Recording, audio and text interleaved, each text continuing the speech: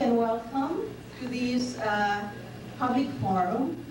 We are very pleased as a campus of Indiana University System to host Professor Isidor Walliman from Switzerland. The Institute of Advanced Study has a program where faculty members of IU can bring scholars, especially from around the world, to when they are collaborating on a research and a scholarly project. And Professor Walliman and I have been collaborating on globalization research.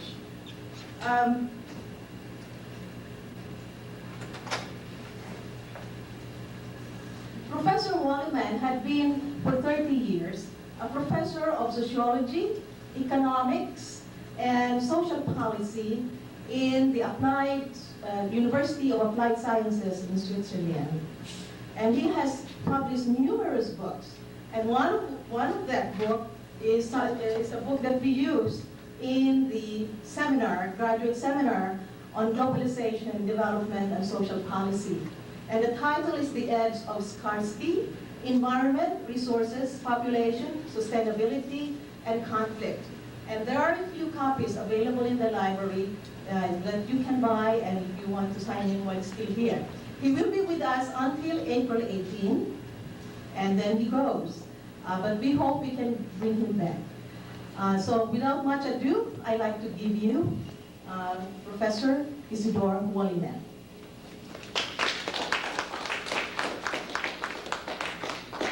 Thank you, Ligaya.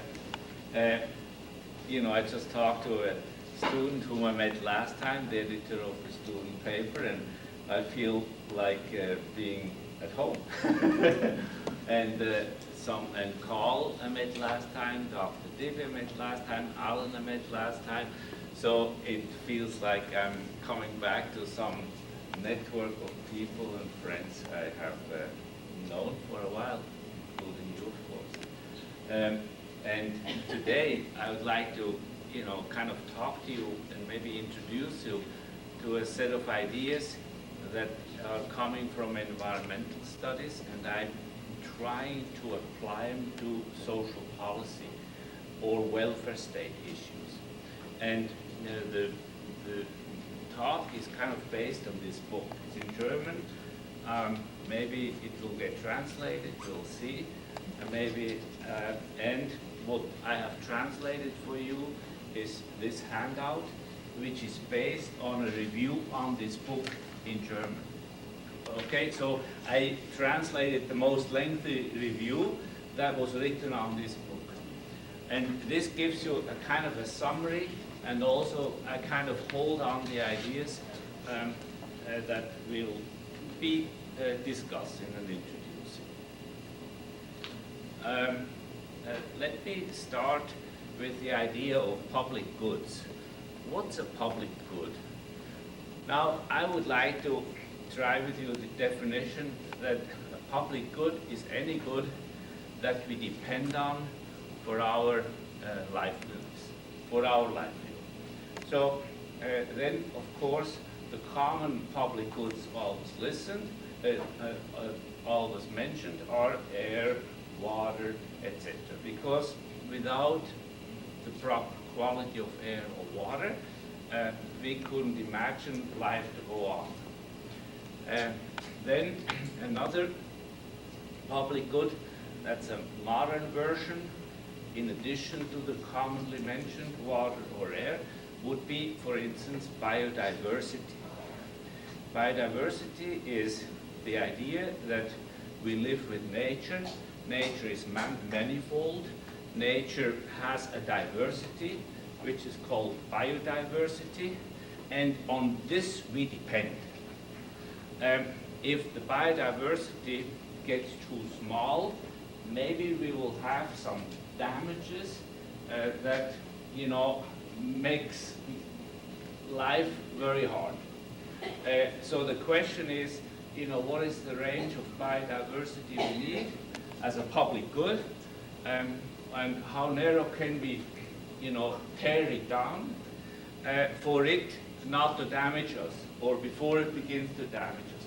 So this will be another additional public good idea, biodiversity, which then of course also raises the question, how much can you tamper with biodiversity before it begins to damage us through genetic engineering, or and then in the etc. So let me leave it at that. Now the next idea would be, could we conceive of society as a public good?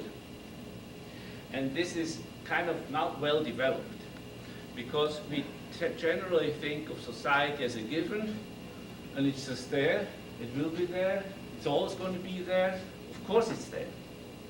But if we think of it as a public good, we would have to think also about what is it about society that we depend on. Now, in sociology, you would come up with the phrase that no individual can be human being or an individual without society. So in other words, each one of us needs society to become what we are. Each one of us needs society to remain what we are and to develop further. In other words, we all are interconnected somewhere in society, depending on it in terms of existence. I mean, the whole metaphor of Robinson Crusoe and on his island without anybody, and in the seventh day or whatever, on the seventh day comes a native, you know, and that's his first company. Forget it. You know, this is not doable. You cannot live alone. You cannot not live in small groups. Even, let's say, the pilgrims, or this kind of settlement idea from Scotland to the United States, the first attempt broke down. In you know, only, as I remember history, only the second attempt was successful. So even when you come in small collectives and want to settle in a new place, you know, the critical mass, and do you survive, and do you make it, etc., etc.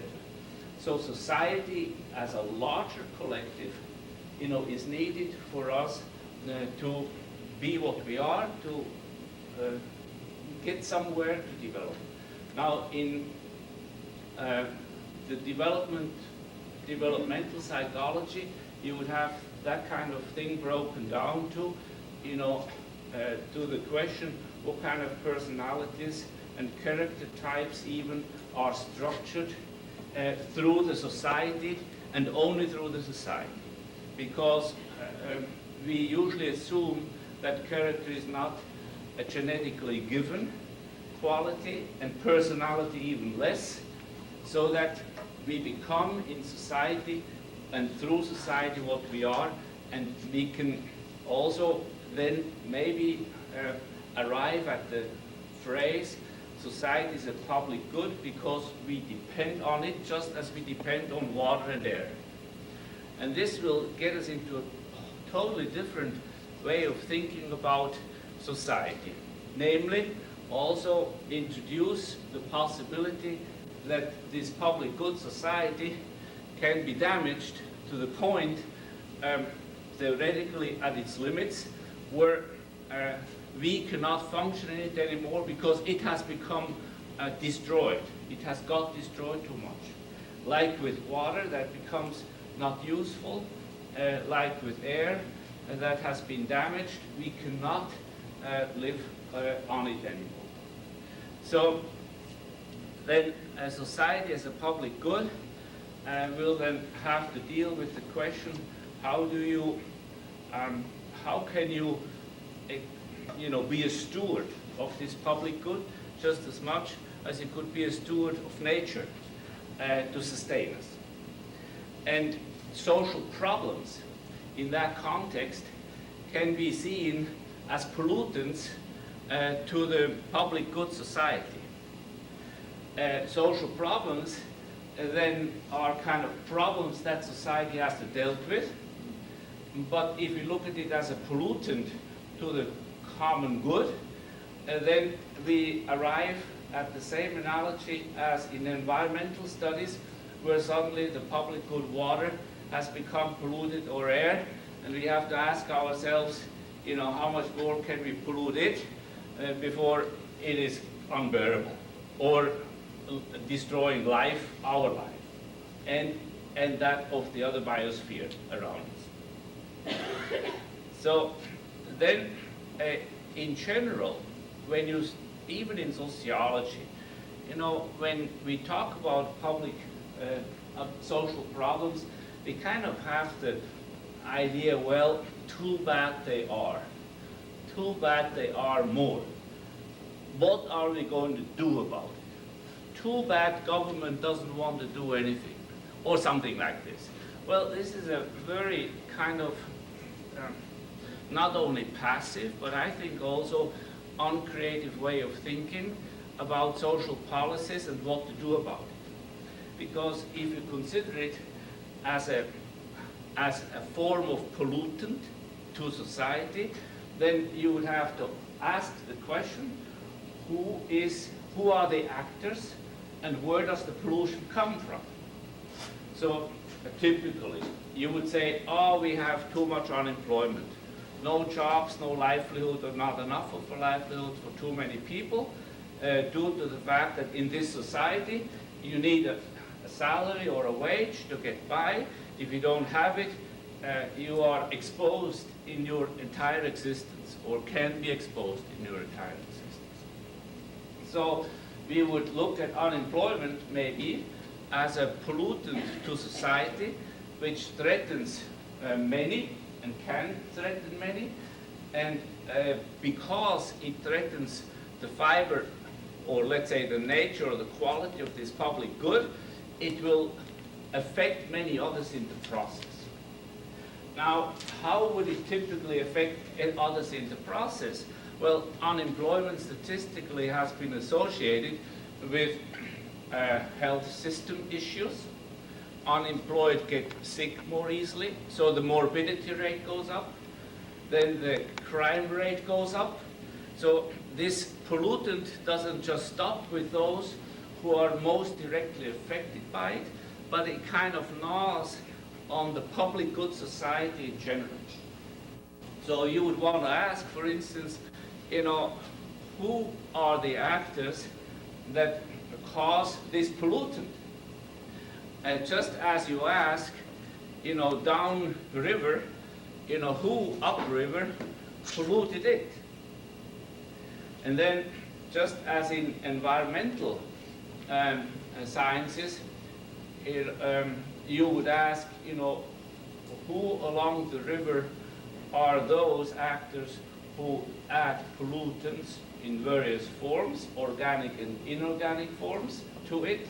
You would then want to do something about it, because downriver people cannot deal with the water quality anymore. I mean, it's too damaging. The same thing then with unemployment.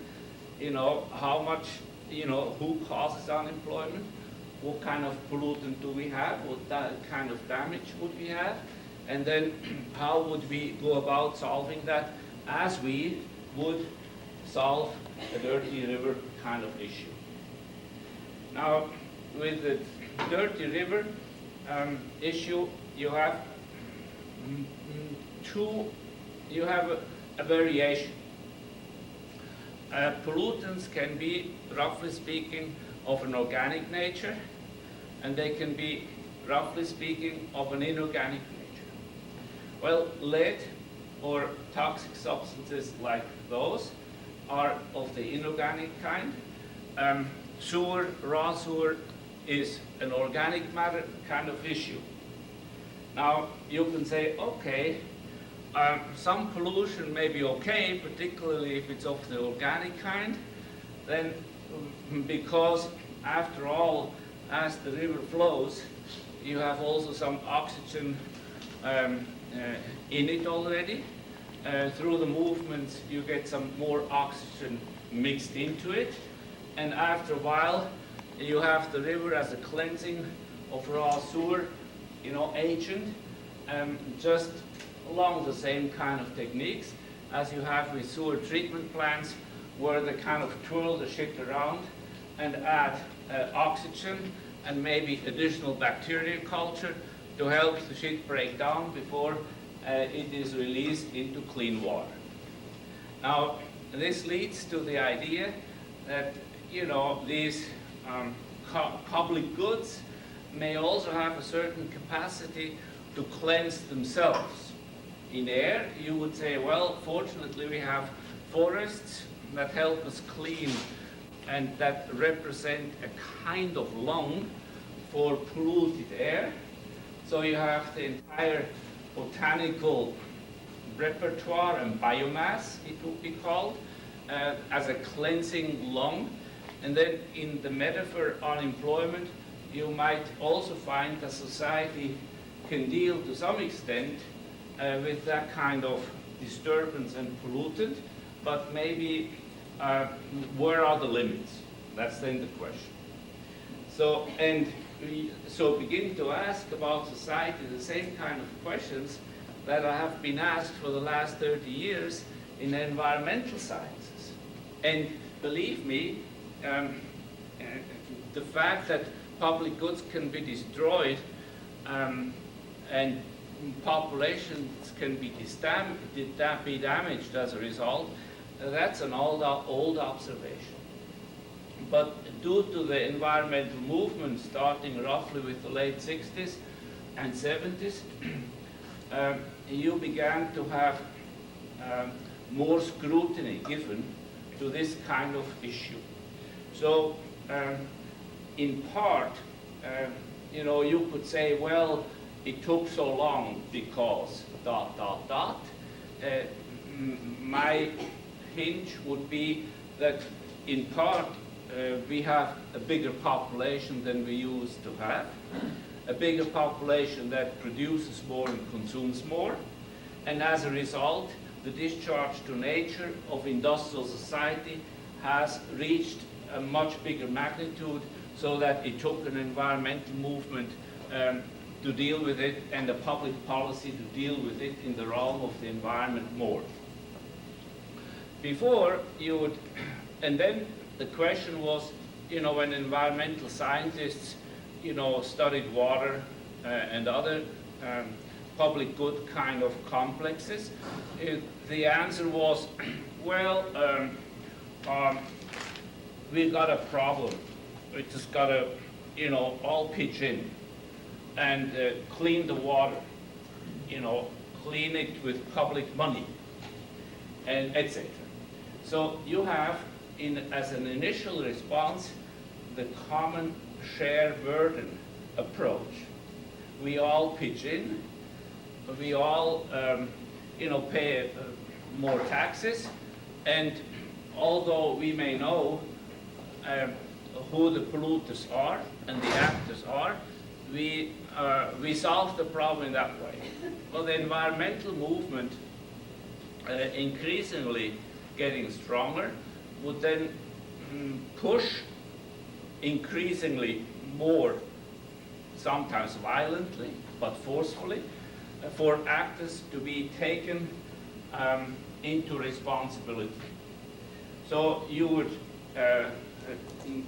begin to tell the paper factory in Maine upriver, well, your acids, etc., chemicals, you are responsible for that. We do not want to, you know, spend public money solving the problems that you have caused us.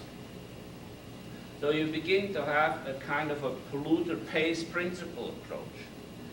And now you would say, well, there's too many environmental problems still that are still kind of resolved or not resolved by a public share approach. If they're not resolved, the public, you and I, are just taking the problems. We absorb it individually, and if we try to do something about the problem, the public share or the common share approach would be we pitch in and collect the resources to do something about it so it will not affect us as much because we are tired of it. So it's kind of like if you don't do anything about it, we all share anyway in some form of disadvantage and or suffering. If we want to do something about it, the shared burden approach would just collect the money and then do something about it. And this is what the welfare state does. The welfare state, picks up common money through your taxes, my taxes, whatever, and then pays for the unemployed, pays for social problem A, B, C, D, with money from each of us, and never asks about who is the actor and who are the actors who cause those problems, who pollute the public good society. So you can see the gist of it. And then it can be seen on the one hand as a humane thing to do, but if you have actors in the system that are reckless, irresponsible, unethical, etc., and daring like hell to burden the commons, namely society, in order to profit in the short or long term for themselves, then it becomes the welfare state is helpless. So the welfare state then loses even solidarity.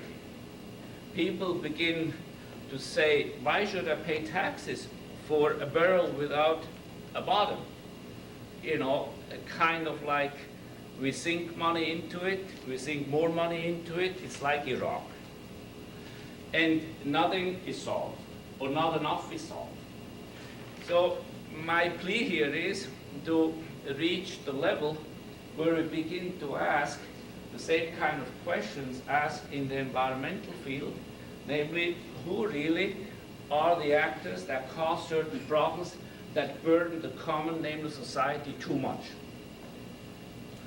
And then, to some extent, we have a response like that is totally destructive in the sense that, unemployed are blamed for being unemployed. Well, if you had 1 million people and 10 people unemployed, you could, or 100 people unemployed, or 1,000 even, you could say, well, those are the quality of those individuals.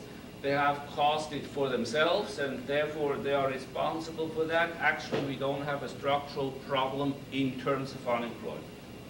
Well, but if you have, massive rates and constant rates, etc., you can no longer argue it's the individual's fault. We have a system property, and then the polluter pays principle would ask for the actors who in the system exploit the welfare state for their own good. So they create unemployment to improve their profits, and sure enough, when you observe the stock market, company A will say, well, so and so many thousands of people are let go, and the stock goes up.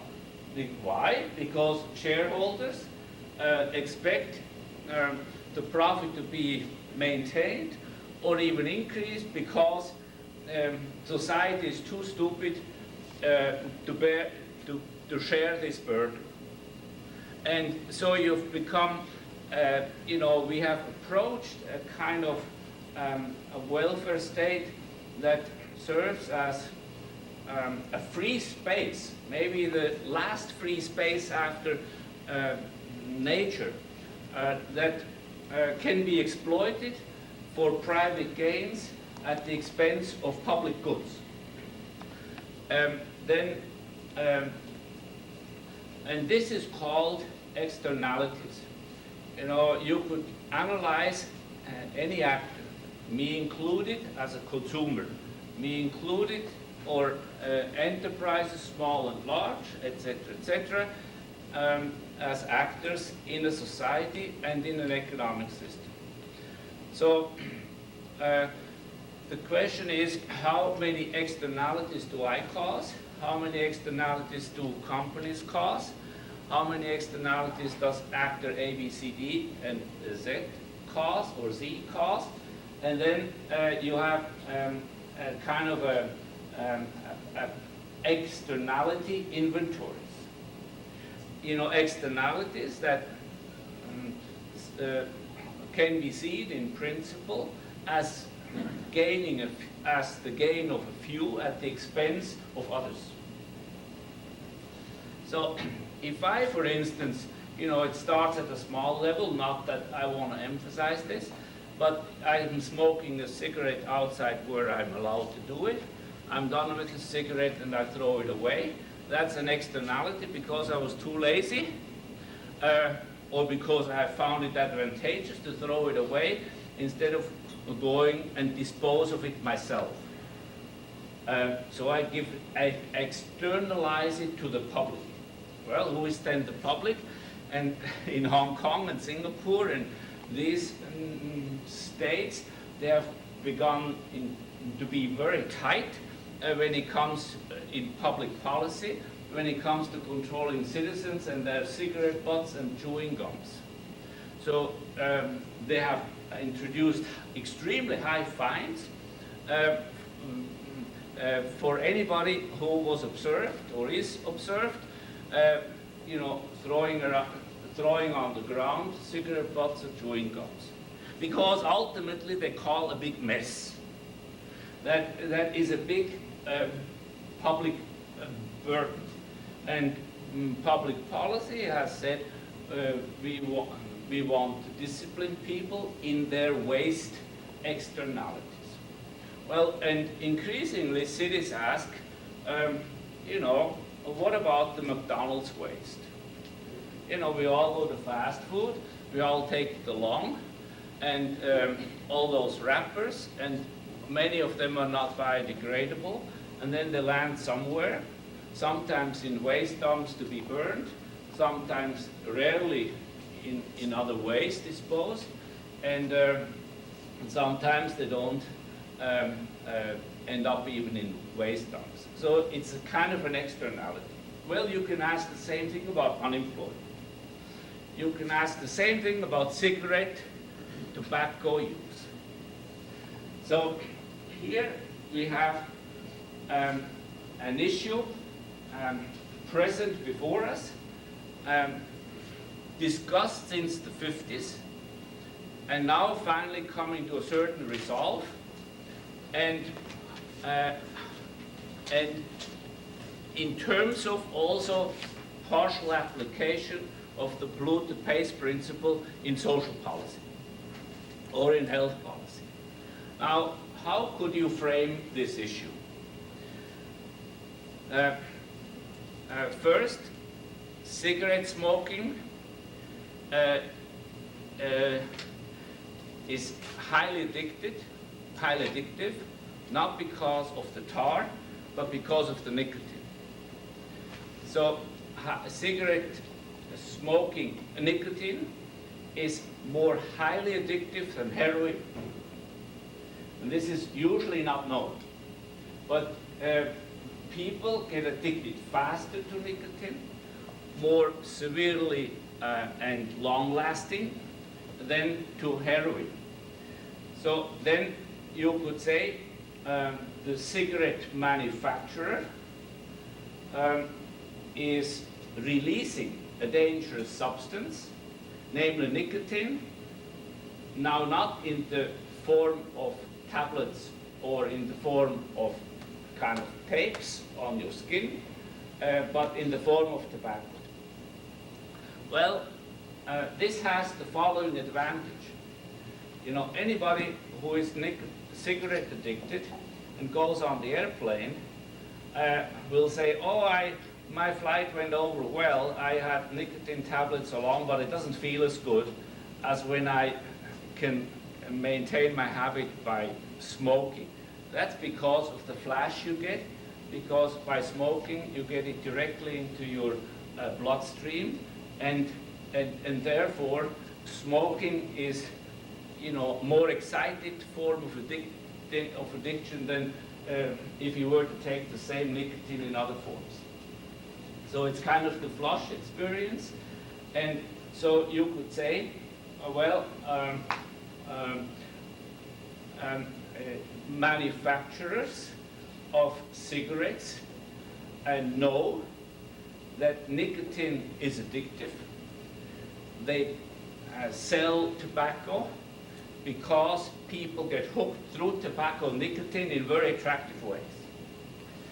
And then you can look at cigarette manufacturing, and you will see that tobacco firms have, for instance, introduced into cigarettes certain chemicals that would enhance the flush effect or the flash effect to smoking. For instance, NH3, ammonium, is introduced into the tobacco mixture, and ammonium carries very lightly and very quickly into the bloodstream the nicotine that is released by smoking tobacco. So you have the use of certain chemicals introduced to cigarette to make the addiction and the flash effect more effective, the addiction to the flash effect. Then you can say, okay, tar, of course, is the problem. And then you can say, well, some filter systems will reduce some of that problem, but there hasn't been a filter yet that has reduced it. But essentially, it's not nicotine. That's the problem in terms of health, if you are willing to put up with addiction. But it's essentially the effects of tar and other deposits in your lungs, and that produce the health effect. So you would have manufacturing as one of the polluters in that system. And the cost tobacco consumption and smoking causes is immense. It's billions of dollars. I mean, billions. And you could finance several days, I haven't calculated, of Iraq war if you were to cut down on those billions in terms of health costs. So then you have other actors who profit from that kind of industrialized structured and industrially structured addiction. And you have all those who distribute the tobacco. They take a slice of it. They are also sharing in the also actors that are profiting from it. Then you have advertisement. Then in advertisement you get down to the discussion, should Hollywood be able to show actors with a camel or with a cigar or whatever in their mouth? And then Hollywood will say, oh, that's free expression. Any movie director should have the privilege of showing the actors as they like, you know. And then you have all kinds of contradictions there. You know, one of them is this behavior or this kind of movie scene, smoking, should not be shown, while a four-letter word should be dubbed out. I mean, it doesn't make sense, you know. Why shouldn't you show an actor saying fuck just as well as an actor who smokes, or forbid both? After all, saying fuck is less damaging than smoking cigarettes, etc. So you get into these kind of free expression things. And, you know, for the four-letter words, the directors don't claim the right of the First Amendment.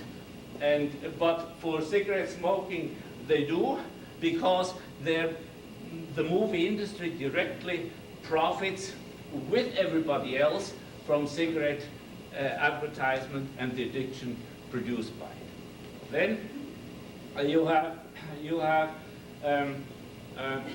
finally adults who smoke. So the question is, wouldn't these adults have a certain responsibility? Why do they end up smoking? I mean, they're adult enough to say no to that crap, aren't they? Yes and no. I mean, then you look at sociological and epidemiological studies, and you find that most people get addicted when they are between 13 and 18 onto tobacco. So are those adults with a free will, or are there certain social forces at work here that generate addiction before they are really mature and can resist certain things?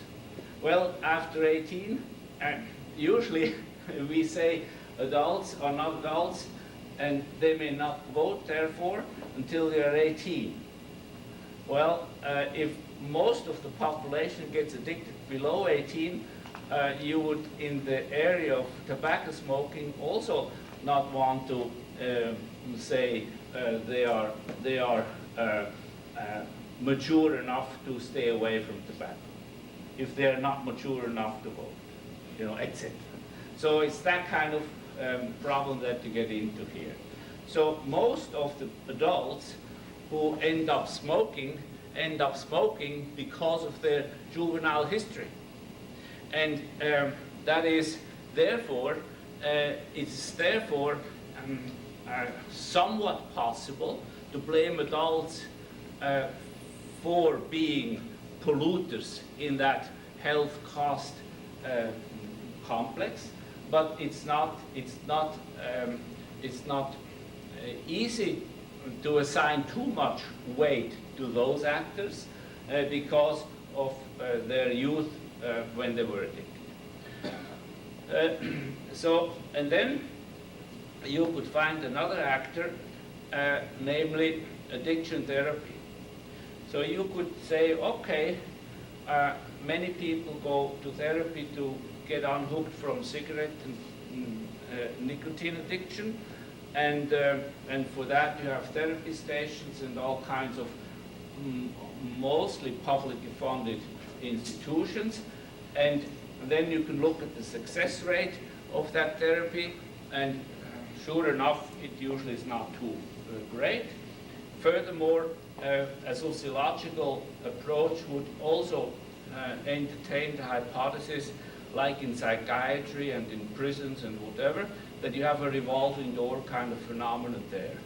That therapy, these institutions are themselves interested in not being very successful because they need to maintain themselves also.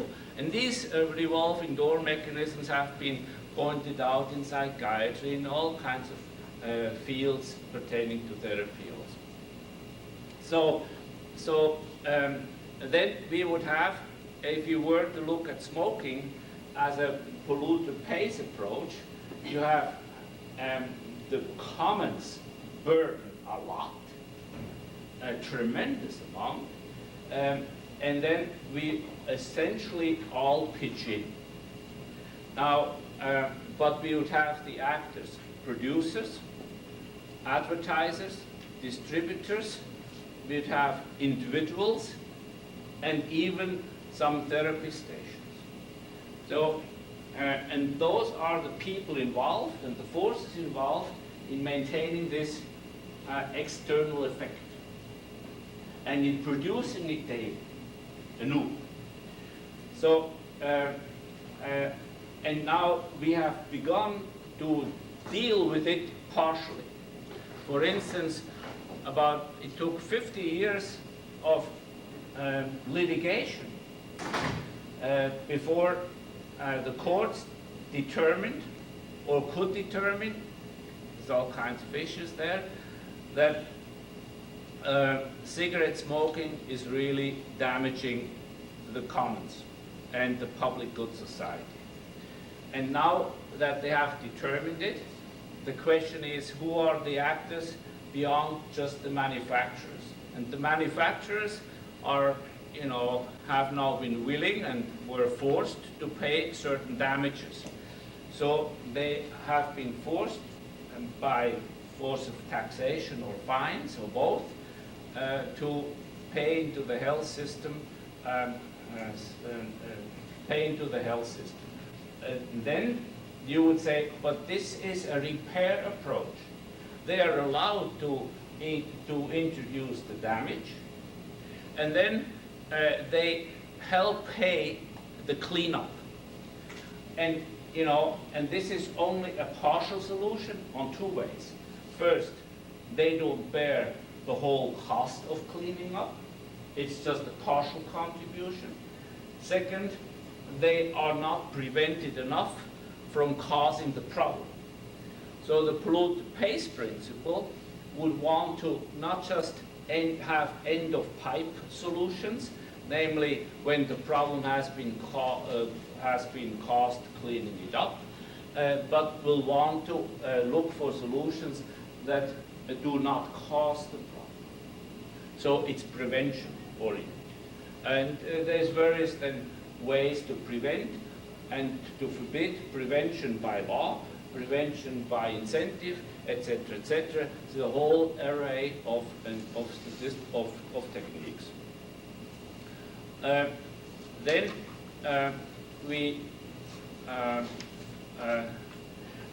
then other actors like advertisement and have not been called, and distributors have not really been called in their responsibility.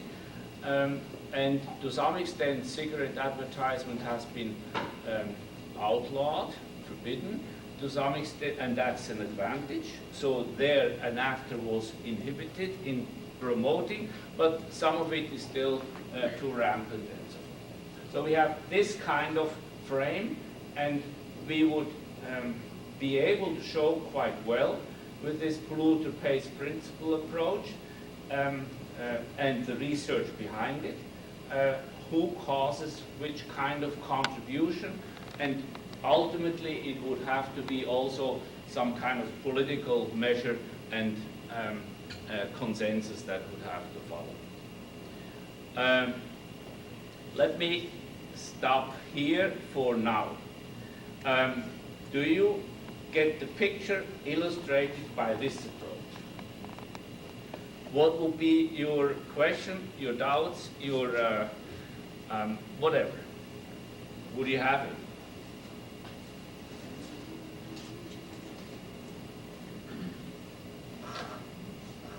I just want to know something. You were talking about how like the addiction therapy is not successful, but are you saying it's because they kind of benefit from like cigarette sales or whatever kind of addictive sales, because people buy the cigarettes, they need therapy because they're addicted to them, but if they don't fix their addiction, they don't prevent it, then those people just keep coming back?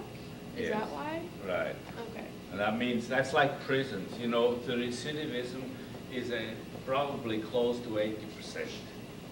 And so what good are prisons for if the recidivism? So the recidivism in drug addiction, and this is one form, would be also to be taken into account. And you would have to evaluate certain programs, and certain therapy approaches may do better than others, etc., etc. So you must evaluate those actors also.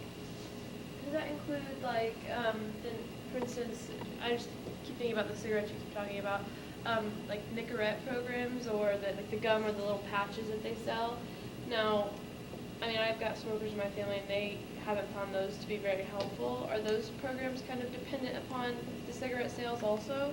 Because people want the quick fix, they want to think they're helping themselves, but in reality they're not? The patches are like methadone in the heroin addiction. Okay. It's just kind of a lame dunk. Okay. It doesn't cut the muscle.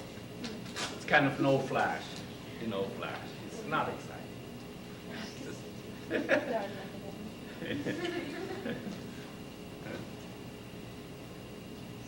Yeah?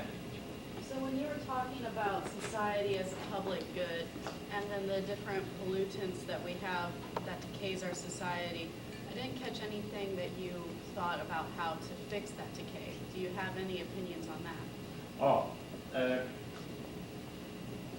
Now the example I gave you, was kind of like a cost example, where social decay probably cannot be pointed to very easily.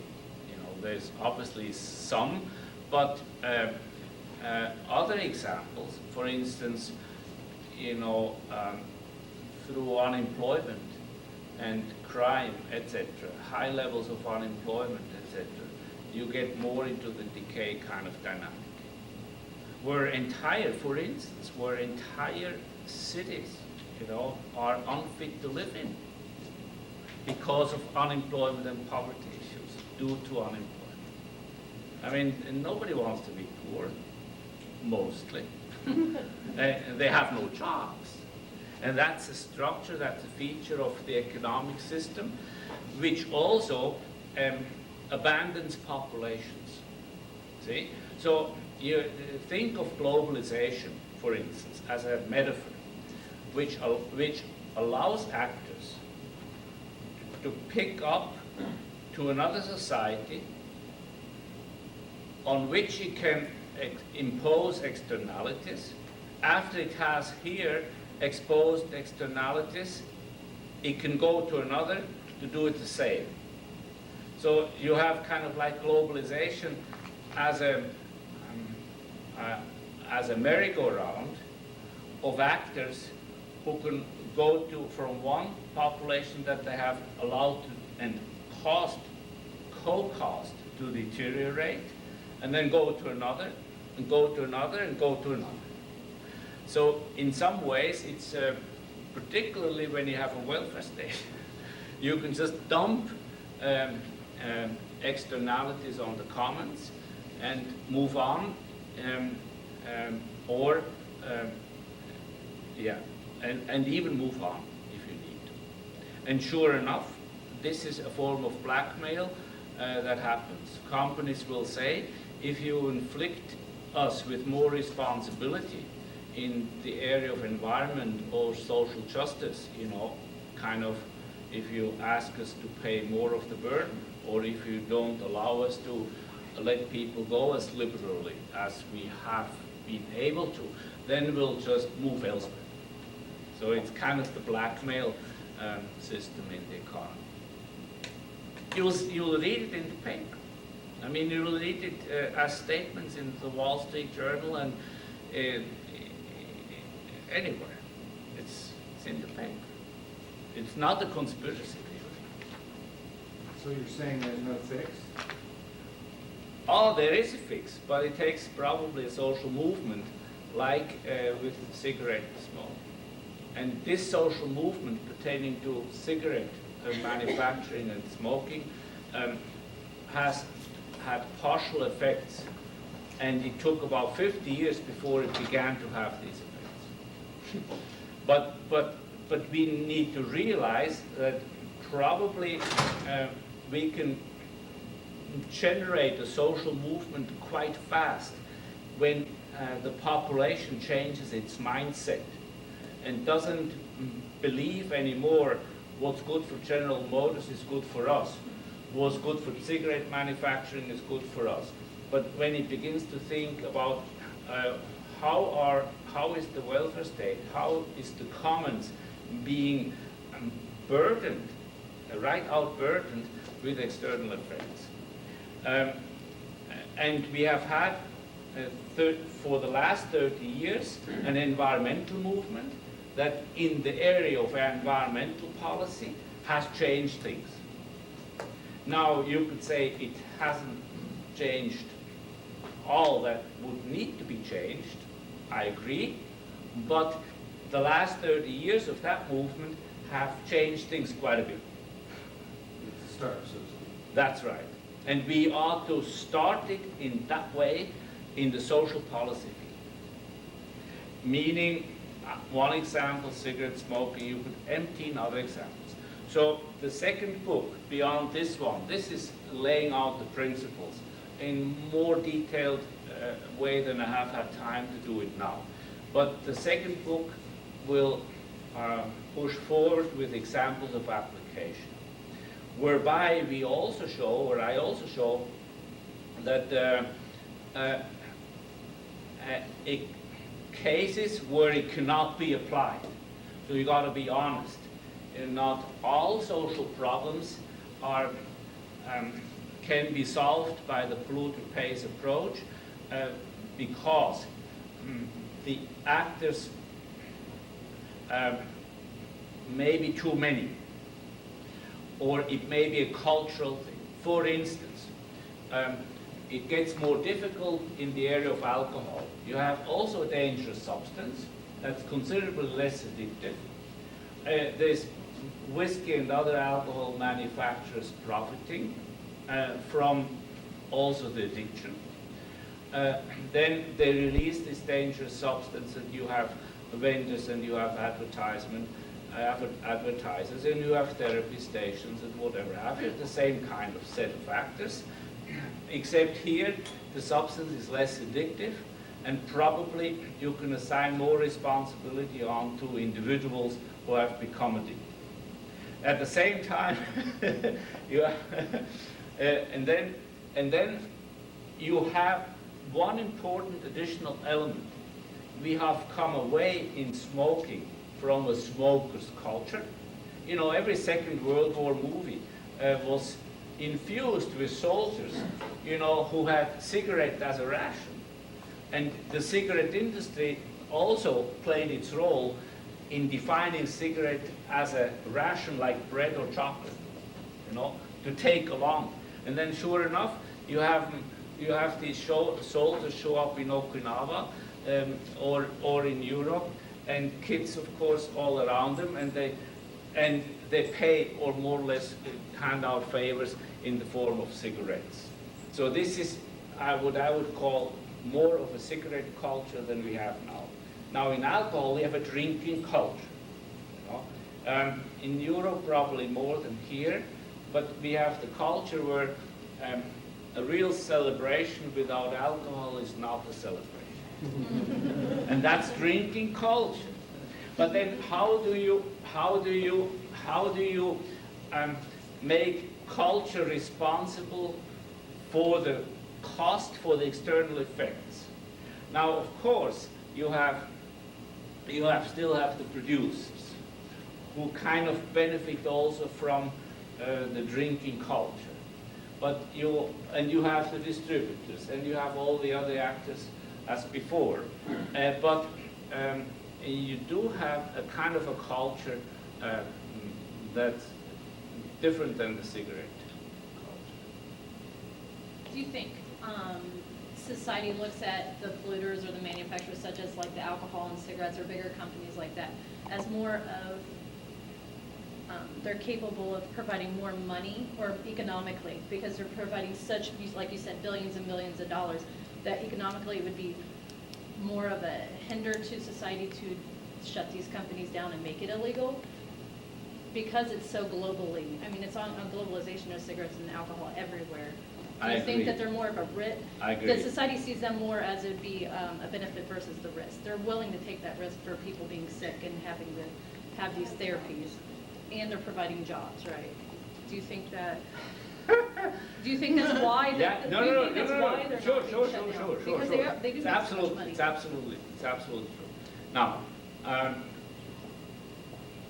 some of the cigarette manufacturers have been willing to pay extra money into the health system because in the meantime their major revenue is from third world countries, and there this public policy and the polluter pays principle is even less is even more nowhere. And so this is one thing. So you have this kind of American market. The Europeans also have less developed this polluter pays principle in cigarette smoking yet. For instance, they haven't forced cigarette manufacturers to pay into the health funds. So you could say the states have been leading in that area. In other areas they're behind. But in this area they have been leading. Europeans are next, and the third world is nowhere.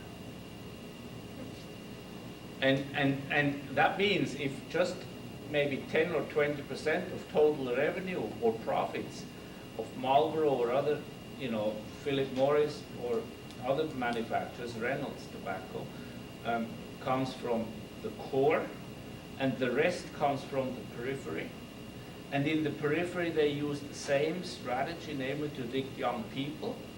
And you will see street gangs and everyone smoking a cigarette, preferably Marlboro or Camel.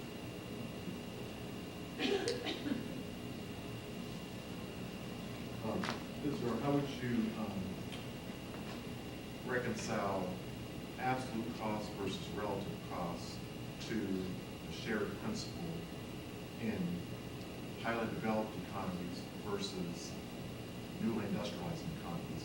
Like, two questions, absolute cost versus relative cost, newly industrialized countries versus highly industrialized countries.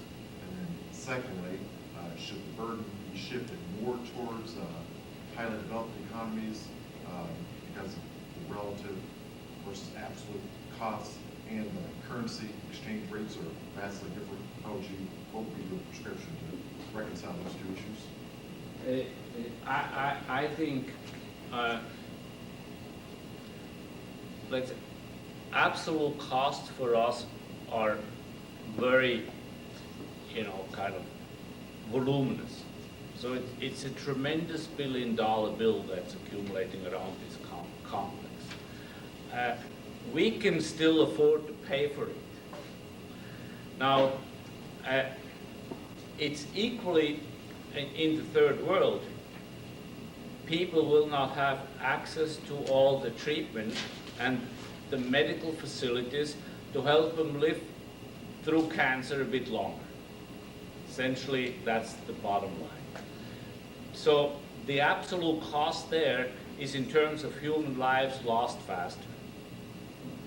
But the populations addicted are much bigger. So here you have an addiction rate left of about 25%. It was in the 50s in the United States, it was still 50%. And now you have an addiction rate equal or more to that in the third world. So you're talking about, and now let's look at world population. In the core, that includes Europe, Japan, the United States, and emerging countries like the tiger countries like Taiwan, South Korea, etc. That's about 1.5 billion people. But the world has 6.5 billion people. And if 50% of them smoke cigarettes, preferably Marlboro or the Western brands, which is a status symbol. So then you can see, the dramatic epidemic effect it has. But since life is dirt cheap there, in terms of, life, not only life expectancy, but when somebody dies, it's just a matter of fact, somebody died. In that sense, dirt cheap. You have a different, you pay for the cost in different ways. Which raises the question, though, that in terms of, let's say, common good, society being a common good, you could have indicators. I use some, like what would we be without society in terms of who we are and in terms of personality, character, etc., etc. Another indicator might be, what's the potential to live? For instance, life expectancy. So, and you could say the morbidity rate in the third world is being increased. The mortality rate is also high, and in part so because of cigarette smoking. While in fact life expectancy in the third world could also be on average 78 years and 85 for women, as here. But in fact it is only 65 years or 60 for men and 65 for women. And let me say that this is India, Pakistan. This is 1.5, at least about 2 billion people on the world with life expectancy of 60 to 65 years. That's UN statistics. I mean, that's the best I have to go on. Now, that means maybe we are also depleting, I mean, and destroying that common good of theirs, see, and help destroy it for our profits here in the core, because the shareholders will be here and not in Brazil. So, just a follow-up, so like in your statistical models, you have control variables that control for those, that variance in absolute versus relative costs. Right. You would have to in terms of defining a common good, namely society, and how is the common good optimized? It's like, how do you keep the water clean is also operationable by chemical and other techniques. So you would ask, how is the society not being run into a decay? And one of the measures would be life expectancy. So you would have, from the UN approach, the human development indicators, that kind of stuff, or better, because there are also some flaws there. Thanks. Yeah, that's how I would relative and absolute costs.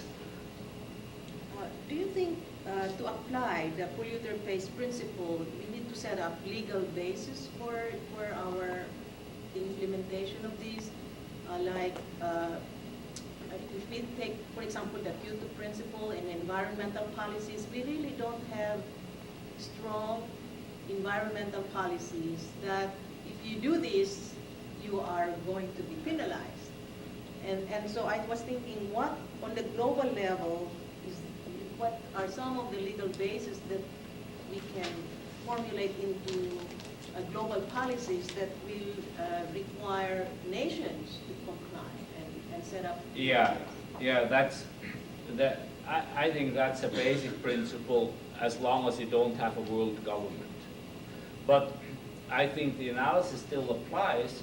You have here the cigarette manufacturing and advertisement actors who have caused a certain damage in the core and now cause more damage in the globalized space of doing business.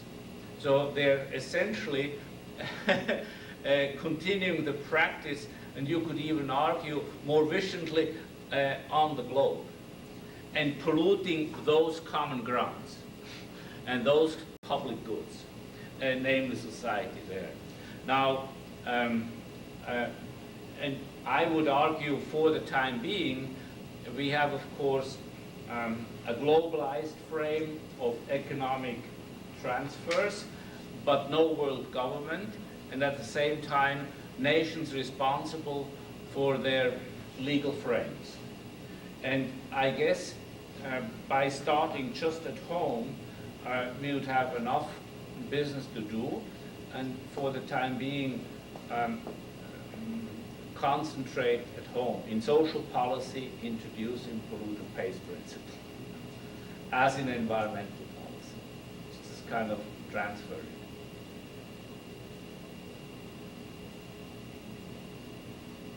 Are there more questions?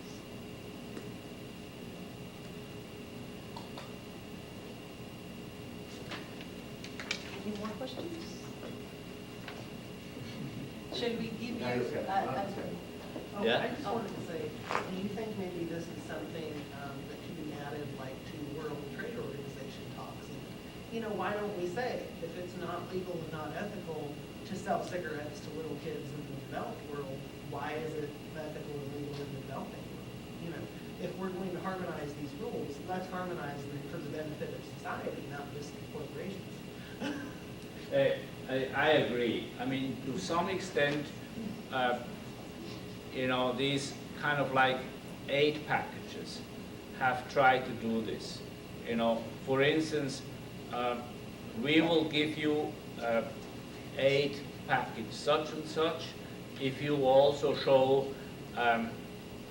health prevention as an activity. Or we'll pay you aid package such and such for health prevention. Now, whether or not they will apply the polluter pays principle is a different. That's just fixing the problem, that's fixing it at the end. Right. It's not preventing it. Right. And then when you follow the hearings, just the other day on public television, they had, Sunday morning, they had an entire 4 or 5 hour broadcast on the various hearings since, the 90s or maybe going back in Congress. And then, the question is, to what extent is Congress being held captive by lobbies? And one senator said, I think it was from Arizona, or he was from Arizona, he says, well, Philip Morris has given me so and so many scholarships, and now to dole out, this is peanuts, and, I would be willing to go for more restriction in the tobacco industry, but not unless I have, that's for my constituency, a replacement for those scholarships. Somebody do. Because he was afraid Philip Morris might withdraw this benefit of his, where he can clientelistically kind of pay off his clients, with stipends. It's just a very primitive lobbying and domination mechanism on the part of the industry that goes right into Congress. Are there more questions? Now, we'd like to thank Professor Walliman for sharing his time with us. And we have a few minutes to enjoy the bagels and coffee and informal interaction with Professor Walliman. And for those of you who are in my class, we will pick this up in our lecture and see, and I hope you have more questions to ask him informally. And he will be here. His room is at KE 3114, KE 314 upstairs. So if you want to interact with him, you're all welcome. So stand up and enjoy the coffee and bagels.